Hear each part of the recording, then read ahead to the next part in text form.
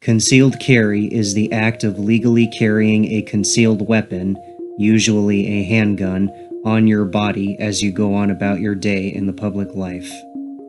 Whether it's for your own protection or for the protection of others, it is estimated that, as of August of 2018, nearly 17.25 million people in the United States are licensed to legally carry a concealed weapon on their person.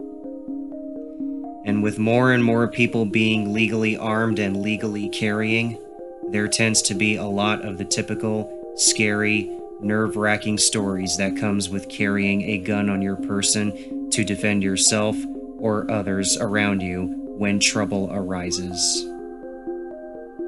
And here is one such story about a concealed carry permit holder's encounter of an act of domestic violence and how he saved the life of an innocent woman.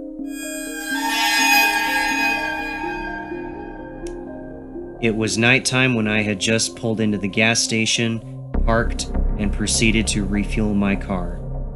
As I was finishing the refueling process, I decided to get myself a drink from inside the gas station's convenience store.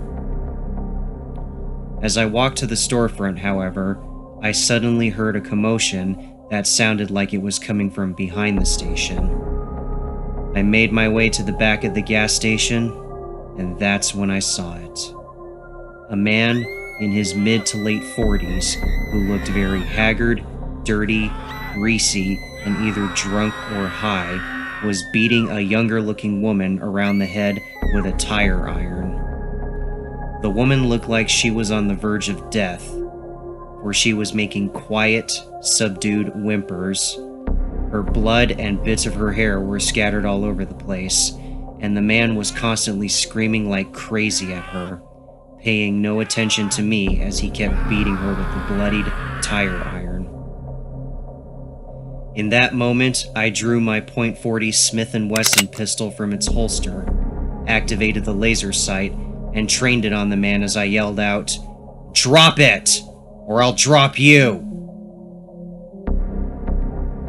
The man stopped, looked at me, looked down at his chest where the laser dot was, and then he dropped the tire iron and got down on his knees with his hands up, all the while bluthering like the coward he was by constantly pleading, "Don't kill me, man! Don't kill me!" I kept my gun trained on him as I dialed 911 on my cell phone. I described everything and everyone to the operator as accurately as possible. When the police finally arrived, I holstered my weapon and put my own hands up and got down on my knees just to be on the safe side as the officers came around the corner of the building. I also quickly informed them that I was the one who called 911 and that I was a licensed concealed carry permit holder and that they could find my carry permit in my wallet and that my gun was holstered at my hip. But as it turns out, one of the officers said, "Sir, put your hands down. That won't be necessary," as they went over to place the wife beater under arrest and tend to the injured woman until the ambulance could arrive.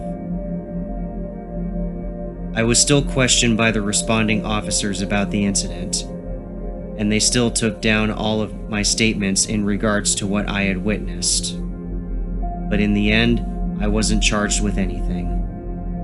In fact, the officers thanked me for intervening, stating that if I had not intervened when I did, the next blow from the man would have possibly killed this woman, who I would later find out was his wife.